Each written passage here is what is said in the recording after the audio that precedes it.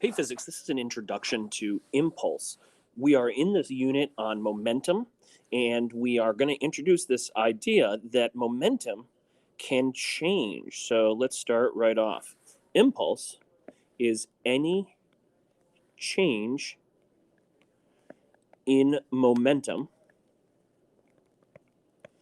And right, the symbol for this is momentum is P. So that is created by a force acting for a time. So there's two key variables in an impulse, and it's force and time. So how do we write this symbolically? Well, a minute ago, we just said that impulse is a change in momentum. And so we will just say, there's how we write impulse. I've also seen it used as a J. J is the symbol also for an impulse. But what did we just describe causes impulses? Well, we know that the impulse is caused by a force applied for a certain amount of time. Okay, so where have we seen impulses? Well, in this video that's kind of the GIF that's streaming below, we're seeing a car crash. We'll be talking about that in a minute. But in reality, what we're really talking about is there can be a gain of momentum. And when do you see that? Well, maybe when a golf club, right? Here's the shaft, here's the head of the iron, and it contacts the golf ball.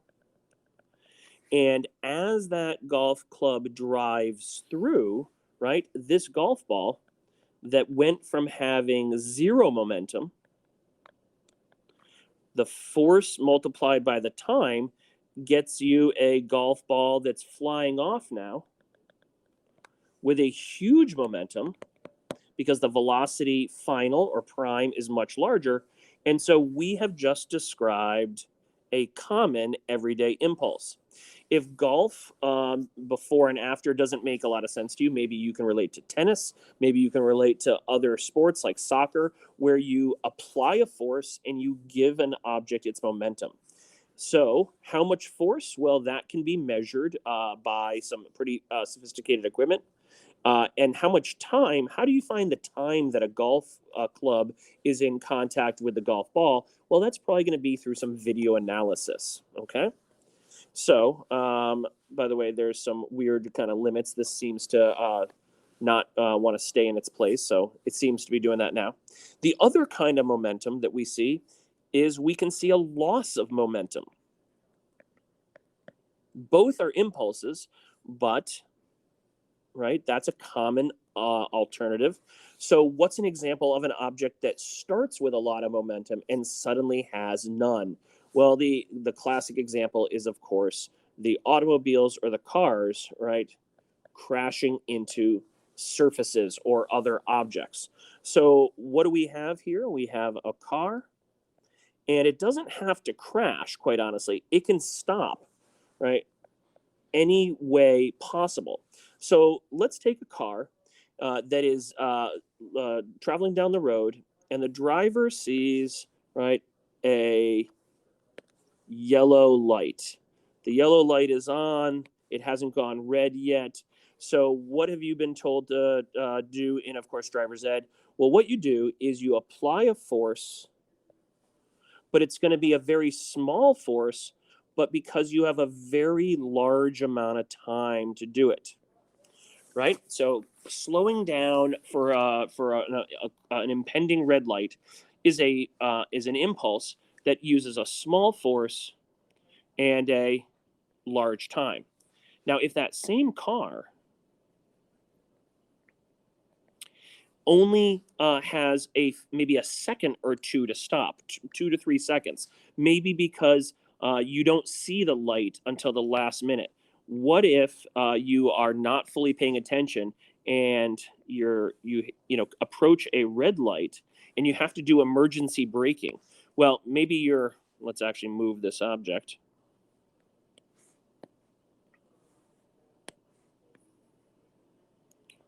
Let's move that car a little closer to where it began. And we can also do this. We can get rid of this car.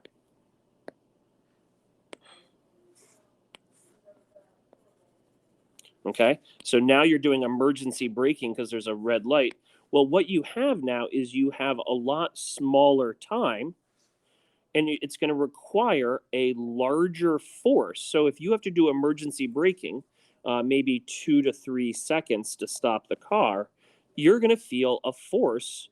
It's going to be in your seatbelt, but it's also, of course, going to be in the brake pads. Now, finally, what happens if instead of coming to a stop, either a controlled stop or an emergency stop, what if there is no time at all? Well, there's no such thing as no time. But what if the vehicle stops not because the person sees the red light, but because unfortunately someone cuts them off? Another car is in the intersection and you're doing the right thing, but that car ahead of you, right, hits you, or you run into it and you have no time. What's going to happen here is you're going to have a tiny amount of time for your car to come to a stop. And you're going to have an enormous force of impact. Now, I want to be careful. I use the word impact, which is not the same as impulse, but it's a large impact force. Now, which of these, right? So here's the crash, controlled stop, emergency stop, or the crash. Which one of them had the largest impulse? And it's very tempting to say the crash did, but in fact, they all have the same change in momentum. This car was going 10 meters per second. This car was going 10 meters per second. This car was going 10 meters per second. And they all end up with a velocity of 0. So they've all lost the same amount of momentum. They had the same mass and they lost the same velocity. So let's explore that a little bit on the next page. This page is available in your notes.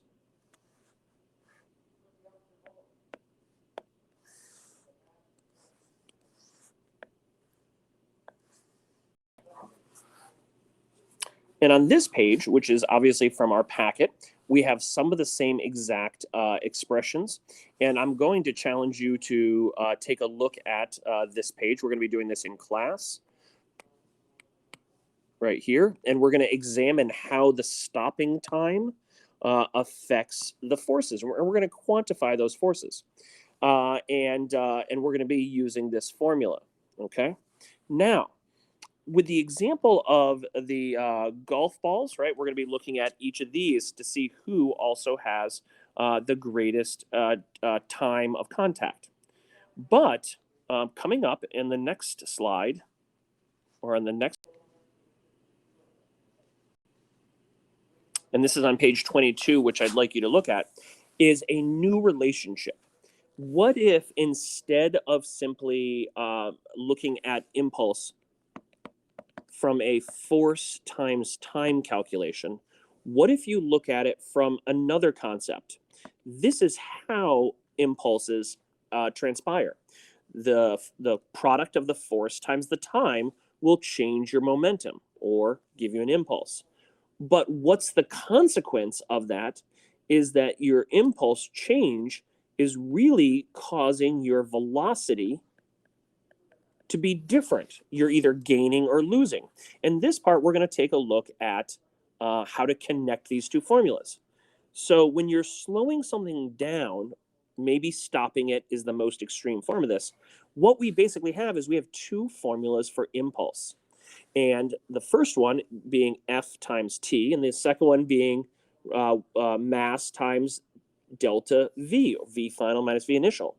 But what we can do is we can merge those two equations into a very applicable, it's used all the time when trying to figure out kind of the consequences of rapid changes in momentum. We've got a car that's slowing down, and you can actually set the two equations equal to each other and calculate things like how much force was applied. We mentioned earlier that that's a challenging thing to do from actual data, but it's not challenging to find the time it takes for a car to slow down. You could videotape it and record the time, to know its mass, and to know the starting and final velocities. So we have a 1,000 kilogram car that's starting off at 25. So here's my V initial, here's my V final. So it goes from 25, that's obviously a -5, and it takes 4 seconds to do that. And if you want to find the average force, in this case it's a braking force, right, to make this car slow down, you simply take 1,000 times -5, or -5,000. And the units, by the way, are the same units as momentum. But now we're saying that there's been a loss of 5,000. Now we have to divide that by 4, which is going to give us the stopping force, or the braking force, and that force is -1,250 newtons. So how did I go about doing that? Well, we have kilograms, meters per second, and then we're dividing it by seconds again.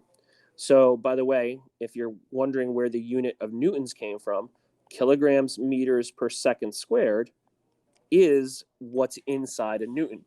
And if you divide by seconds here and here, it comes out to be newtons of force. You're going to try a couple others. Really light assignment today, and we'll be picking up in class with a few more other examples of impulse.